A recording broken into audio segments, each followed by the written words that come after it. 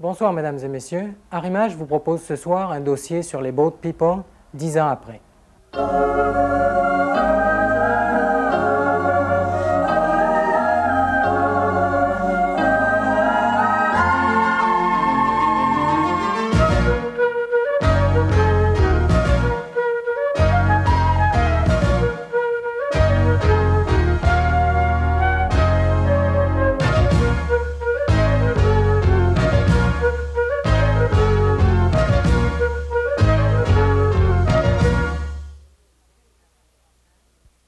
Avril 1975, le régime du Sud-Vietnam tombe.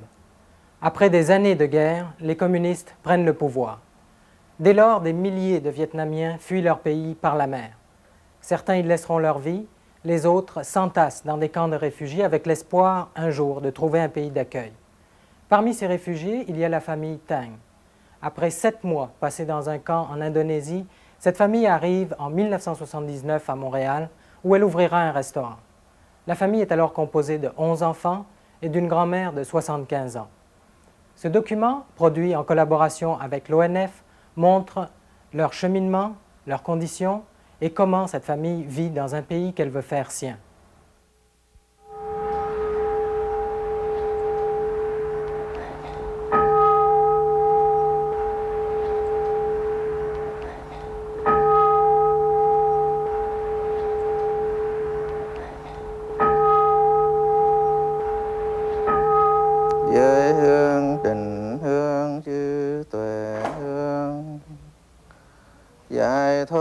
Giải thoát tri kiến hương quang minh văn đại biện pháp giới cúng trường thập phương tam bảo tiền. Nam mô Hương Văn Cái Bồ Tát, Nam mô Hương Văn Cái Bồ Tát, Nam mô Hương Văn Cái Bồ Tát Ma Tát.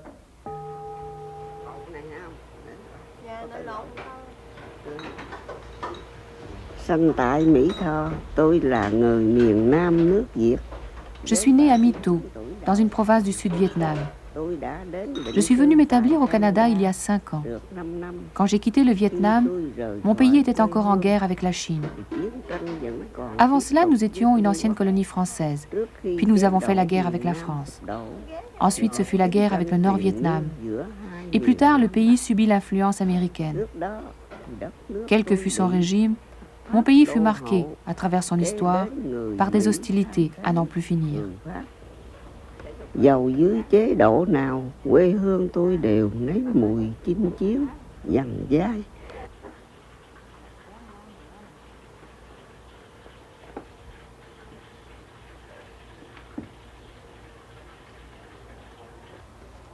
Đến năm 1975, khi nạn... En 1975, détachés enfin de toute domination étrangère, nous pensions que la paix reviendrait au Vietnam. Et pourtant, pour notre famille, la situation s'empirait. Ayant travaillé pour l'ancien régime, nous étions devenus inévitablement des suspects pour le nouveau gouvernement. Nos biens étaient alors confisqués automatiquement. Đều lần hồi bị tịch thu.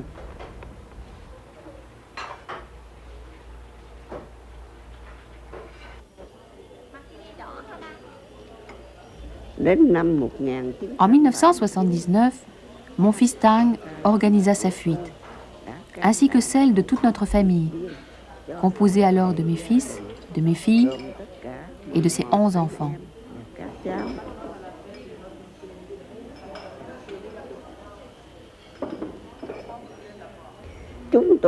Nous avons traversé la mer durant 3 jours pour aboutir en Indonésie, où nous sommes restés 7 mois dans un camp de réfugiés.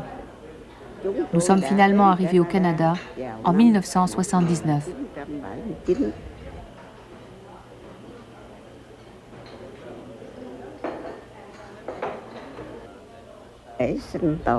Étant un restaurateur de longue date, mon fils Tang a ouvert un restaurant.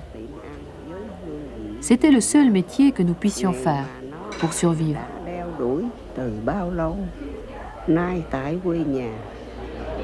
En restaurant, vous savez, il faut avoir une grande famille et travailler ensemble. Dạ. À titre familial. Si vous payez trop les salaires employés, on n'arrive pas. Il y a des Vietnamiens, des Chinois, Dạ. des Cambodgiens et des Laotiens aussi. À Montréal, ouais. Il y a beaucoup de restaurants vietnamiens aussi. Oui, combien vietnamese restaurants à Montréal? C'est plus de 40. 40 restaurants. 40? Oui. 40? Oui. Yeah. This is the best. Oui. Trong gia đình chúng tôi, tất cả mọi người đều phải làm việc. Pour que le restaurant marche bien, toute la famille travaille. Các cháu của tôi sau khi đi học về đều tham Ma gia bru vào s'occupe de la các cuisine công tác toute la thực hiện. journée. Giống Mes tôi petits-enfants, thì lo à leur điều retour de khiển l'école, bếp lui donnent núc. un coup de Các main. cháu gái thì giúp mẹ. Các Tout le cháu monde se trai consacre au restaurant. cùng phụ một tay trong những Durant les premières années, c'était le seul moyen qui nous permettait de réduire les frais.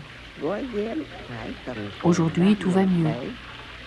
Mais il faut quand même être très prudent. Bây giờ thì đỡ hơn, nhưng dầu sao cũng phải luôn luôn thận trọng và dè dặt. Con trai tôi thì lo điều khiển và tổ chức hành chánh và kế toán của cơ sở.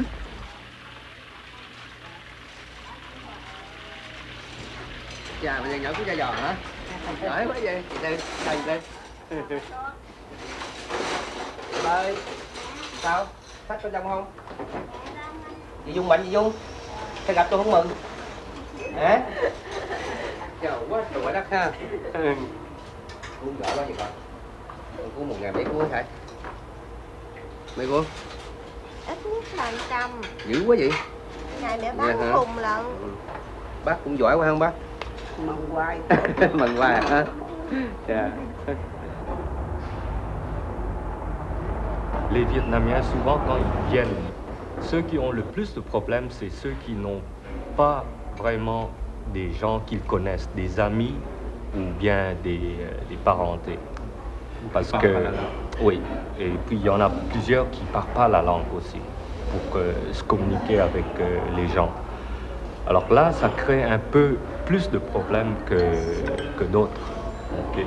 Le petit Louis, je pense qu'il a une très grande chance de vous rencontrer, M. Lauzon, parce qu'il était seul, okay, et il est assez jeune aussi.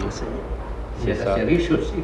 Ben, riche, je ne pense pas que ça a à voir à faire quelque chose, parce que bon, il a un certain bagage avec lui, mais... Disons que les débuts ont été très difficiles parce que ne sachant ni le français ni l'anglais, alors imaginez la communication. C'est le choc culturel. C'était un choc culturel et on est obligé de parler par signes dans plusieurs cas. Mais ça a pris, disons, quelques mois avant qu'on puisse commencer à communiquer d'une manière plus précise. Il y en a beaucoup qui se sont lancés en commerce, surtout le genre de commerce comme dépanneurs, restaurants. C'est comme les autres immigrants aussi. Quand ils viennent, au début, c'est des travails qui sont très durs, prendre le risque, et puis après, je ne sais pas de là où ça va s'en aller. On parle beaucoup de restauration, mais ce qui est simple, c'est que la plupart des femmes vietnamiennes savent cuisiner. Alors, ouvrir un restaurant, c'est facile. C'est pas un métier, mais au moins, c'est là. On a le don, ou disons, le savoir-faire. Et après, l'autre côté aussi, c'est facile de nourrir une grosse famille. Au moins, on n'a pas faim avec un restaurant. Si ça se vend pas, on mange ce qui reste, quoi. On est assuré au moins. Non, mais je pense, comme tous les immigrants, les Vietnamiens, sans exception, c'est comme les Italiens, les Grecs, vous savez, comme les anciens ou les nouveaux arrivés, c'est pareil. Si on se lance dans la restauration, c'est plus facile. On ne peut pas trouver d'autre chose que le milieu de restauration, dans les dépanneurs. Ça ne demande pas trop de qualification, un petit capital, on peut se lancer dedans. Le problème de la majorité, c'est l'isolement.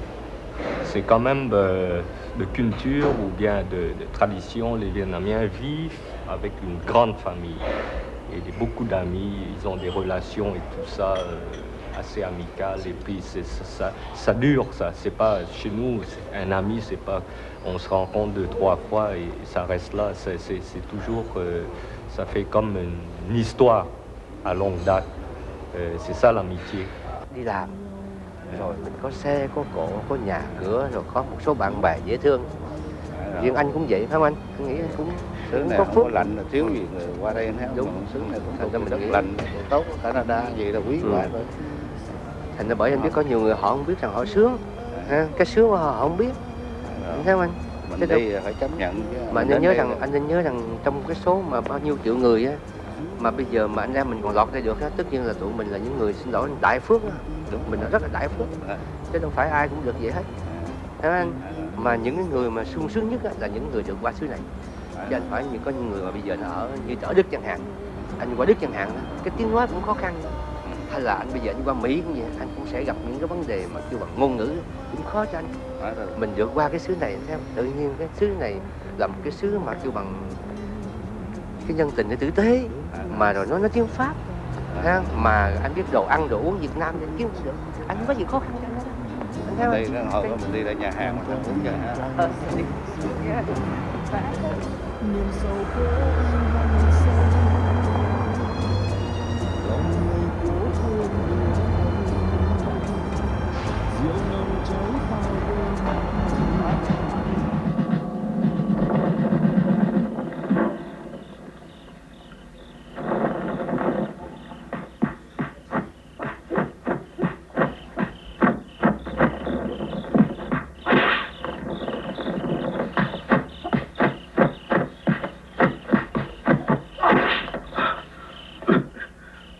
Tại sao không dùng khoa kiếm hiện trường?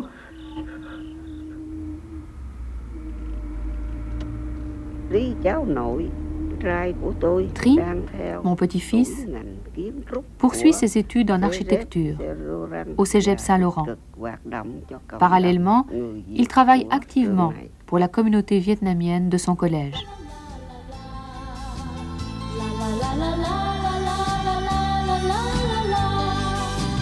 Đời người có là bao, ngàn đời cũng chẳng lâu. Vừa ngày hôm qua đó trong chiếc nôi bé ta khóc lần đầu, rồi tôi lớn thật mau, rồi chợt thấy mình yêu, rồi là nghe hương ái ân ấm trên mắt trên môi, hạnh phúc thương đau ngàn đời trước. Thì đó, nó những cái khuôn khổ như vậy thì các bạn chỉ viết vô thôi. Ok. Đâu có nhiều đâu anh. Thì năm ngoái là cái Tết là đi tờ báo năm ngoái cũng khoảng chừng 60 trang rồi. Thì năm nay mình cũng phải làm sao mình cố gắng mà cũng cỡ đó, hoặc là không nhiều hơn thì cũng bằng, chứ đừng mà để mà kém quá, chỉ có 10 trang 20 trang là thấy kỳ quá. Quý vị thấy rõ không? Không thấy rõ nên đi coi. Tôi nghĩ như đây cũng, tại vì ở đây là chỉ trang đầu của cái tờ của bài văn hoặc là bài thơ, thì chúng ta còn những cái trang kế tiếp. Cái này chỉ là giấy đánh máy. Au Vietnam, avec les nouveaux changements, la société a changé beaucoup et je ne sais pas si je pourrai jamais revenir dans mon pays. Et ici, je ne suis pas encore membre de cette société à part entière à cause de moi et à cause de beaucoup de facteurs. C'est difficile de changer de monde complètement. Et j'ignore qu'est-ce que je vais devenir. Je ne sais pas si je vais devenir, comme il dit, une banane, c'est-à-dire quelque chose qui a une peau jaune mais à l'intérieur c'est blanc, ou si je pourrai jamais retrouver mon identité et savoir où est-ce que je vais aller. Et tout ça, ça a aussi rapport avec le fait que la plupart des Vietnamiens ne sont pas venus ici par pur choix parce qu'ils veulent se rebâtir une nouvelle vie. Ils sont venus ici parce que les conditions sociales et politiques au Vietnam sont trop difficiles pour eux. Et qu'est-ce qu'on peut faire ici au Québec? La vie les gens sont très accueillants. Mais par exemple, quand tu as un ami qui a 24 ans puis qui a déjà des cheveux gris, qui a déjà été en prison 4-5 fois, comment peux-tu expliquer ça aux Québécois? C'est quelque chose... Nous savons des choses qui sont pratiquement impossibles à expliquer aux gens. Parce que les gens ici ont encore ces gros clichés du Vietnam. Ils ont le gros cliché du Vietnamien comme étant le gentil petit gars qui est toujours étudiant en sciences, la bolle. Mais la réalité est tellement difficile.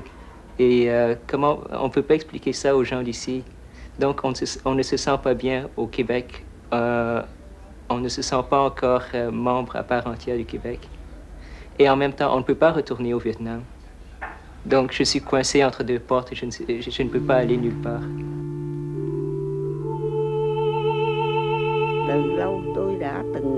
Ma religion, c'est le bouddhisme. Mais depuis que j'ai entendu parler des miracles du frère André, je me rends souvent à l'oratoire Saint-Joseph, accompagné de mon fils. Et là, je prie pour que la paix revienne dans mon pays. Et je prie aussi pour que mon fils, encore bloqué dans un camp de rééducation du Vietnam du Nord, puisse nous rejoindre bientôt.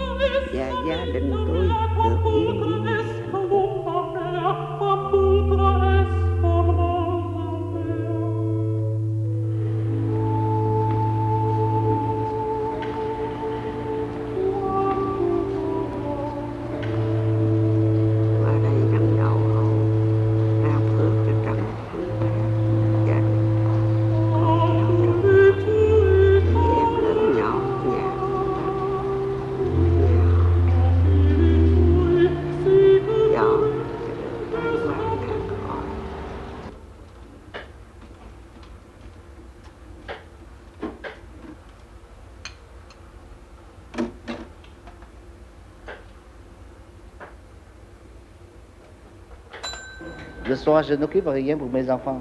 Comme j'ai 11 enfants, mais je ne suis pas occupé. Pourquoi, vous savez? Le soir, il y a un bébé qui occupe de chat. Il a compté l'heure de manger et puis après, il va laver et il va coucher avec un garde-bébé comme ça.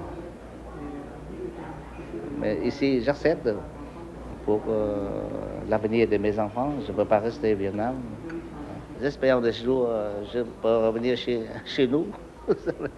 C'est une vie, c'est tranquille, vous savez.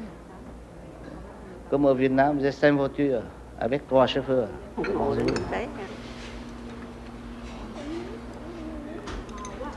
Bonjour Anna, comment ça va? Ça va bien, toi? Oui. Qu'est-ce que tu fais? Je vais faire des brochettes. Ah, tu travailles beaucoup, hein? Est-ce que je peux te donner un coup de main? Oui. Oui, on peut. Je vais me changer parce que c'est trop chaud.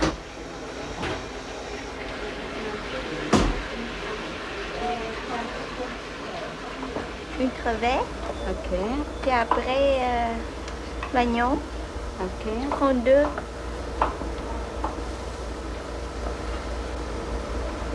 OK. Ah. C'est pas tellement difficile, hein? Non. Il paraît au moins. Moi, ça paraît pas difficile, mais quand tu le fais, ça... Tu mets juste 3 crevettes dans une brochette. Voilà, je vais essayer. Comment vont tes cours? Non, pas tellement bien. Comment ça? Oh. J'arrive pas à finir mon programme de l'informatique de COBOL. En COBOL? Oui, je suis découragée. Tu sais, je comprends pas tellement bien les professeurs. À cause de mon français, c'est pas 100%. Alors, encore les étudiants, je trouve que je suis un peu isolée. Ça fait presque 3 ans que je suis ici, mais quand même, je n'ai pas encore rencontré beaucoup de personnes avec qui je peux faire une amitié assez, je peux considérer comme... On peut dire que les Canadiens sont difficiles. Ah ouais, ça... Je me souviens quand j'étais au cégep, et puis j'étais toujours tout seul. Mais j'ai la difficulté de me mettre avec les Québécois, les Canadiens en général, parce que je sais pas, on n'a pas la même conception de vie. Mais pour moi aussi, c'était la même chose. Quand je suis arrivée ici, je me sentais si mal. Je pensais, mais qu'est-ce que je fais ici? C'est complètement différent. Encore le climat, ça ne me dérange pas le climat. Au contraire, je l'aime beaucoup. Mais ce que je n'arrive pas à comprendre encore, c'est de savoir comment je pourrais faire pour m'intégrer dans ne pas me sentir plus une étrangère, une immigrante. Je sais que je serai toute la vie une immigrante, mais je veux me sentir aussi un peu canadienne dans le sens que j'ai déjà vécu l'étape de... Parce que tu sais, quand tu arrives ici, tu commences, je suis une immigrante, tu commences à étudier l'anglais, à étudier le français, je ne sais pas quoi. Mais il doit y avoir un certain moment que tu es déjà intégré dans la vie active du Canada, du Québec, alors tu commences à devenir que tu n'es plus un étranger, tu commences à faire la même activité, tu commences à faire du ski ou je ne sais pas quoi, mais je ne sais pas combien de temps que ça va me prendre. Oh bon, c'est pas facile. Hein? Pour partir, vous savez, pour quitter le pays en bateau, il faut payer de lingots d'or pur pour partir. On paye sous table, sans reçu. Hein? Combien? Oui, par personne. 10 à 12 lingots d'or pur. Combien d'euros? Oui, à peu près 10 000 $ par personne. J'étais au Mexique et je regardais toujours les nouvelles. Et pour moi, le Vietnam, c'est un pays que je disais le pauvre pays, le pauvre Vietnam, et je détestais les Américains. Pourquoi? Parce que d'abord, nous sommes très proches de les Américains. Ça veut dire ils sont notre voisin. Et toujours, ils ont fait ils ont été méchants vers nous autres. Mais quand j'ai regardé la télévision, je regardais toujours les Américains, les soldats américains qui bombardaient partout et les pauvres Vietnamiens qui tombaient. Alors pour moi, j'ai trouvé toujours que c'était si terrible. Et c'est les seules images que je me souviens. Ça veut dire, toutes les nouvelles, c'était... Des fois, je disais, ça ne vaut pas la peine de voir les nouvelles parce que c'est presque toujours la même chose dans le cas de Vietnam. Des fois, je disais, je ne peux pas m'imaginer qu'est-ce que ça veut dire, qu'est-ce que c'est la guerre vraiment. Hein. À l'école, on n'a pas étudié beaucoup de politique. C'est pourquoi dans ce temps-là, juste pour écouter à la télévision ou dans la radio, on parle des communistes seulement. Dans les nouvelles, la radio parlait des communistes. Qu'est-ce qu'ils disaient à propos des communistes? Qu'est-ce qu'ils disaient? Les communistes, c'est quoi? Oui. Mon truc des communistes, c'est comme des sauvages, ils tuent des gens, c'est ça. Dans ce temps-là, mais j'étais trop petite. Donc je ne savais pas comment un communiste, vraiment, j'ai pas aucun imagination comment être une communiste. Je n'ai pas pensé que une communiste c'est un vrai nom. Moi j'ai pas pensé, je pense que c'est un diable ou quoi, parce que c'est tout ce que j'ai étudié à l'école. C'est ça. Et quand j'ai vu, la première fois que j'ai vu des soldats, des communistes qui sont venus à Saigon, j'ai dit, ah oui, c'est une communiste, c'est comme nous autres. Pourquoi vous êtes communiste? Mais c'est vrai, c'est juste que les deux... c'est la propagande. C'est ça. Hỏi thăm gia đình bình yên mà hay không, hỏi thăm vợ chồng hay cưng ở qua rồi đó mà em có gặp được chưa? Với ảnh chỉ cũng trong sắp xếp mà đi ra đi một ngày gần đây nè, được trong cái chương trình đoàn tụ đó. Để cho cái chuyện kết thúc cái chừng nào, chứ hôm nay mình trong hoài thì cũng không thấy. Từ qua lại thì rất đắt. Thì ở bển thì cái giá sinh hoạt càng ngày càng tăng. Thì lên mấy trăm đồng một cái. Vì tính giờ có thể mình đi mua thuốc gửi về cho gia đình như con của thằng Xuân mà. Cái đó đã là sẵn hết rồi, sắp sửa rồi đi gửi mấy thùng quà để cho ở bển tụi nhỏ lạnh được có quần áo đi học. Thấy bây giờ mấy con vừa để cho thì giờ cho nó học. Thì nếu em thấy có thể thì ngày thường đó để cho tụi nó học đi rồi mướn thêm người đi. Tuần tới này đã có người mới để thay thế cho những đứa con mình nó lên nó học. Bởi vì năm nay nó vô CSF rồi thì bài vở càng nhiều. Mình thử ra cái chuyện đó thì em đã lo hết rồi. Không còn để nó làm việc nhiều nữa. Vì làm thì nó học không được. Mà năm nay thì mình cũng có thể mướn thêm người được. Thì đang tổ gia đình tại Canada này, nhà ở Phước, tại bị quen thêm một tháng.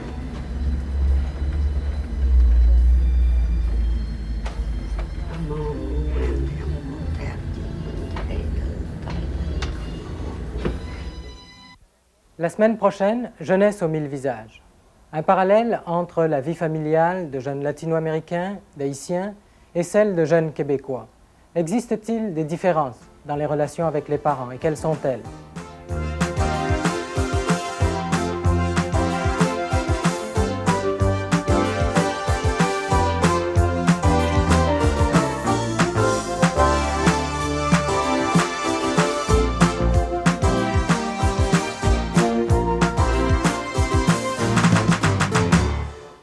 Soyez des nôtres mardi prochain, 20 h. Bonsoir.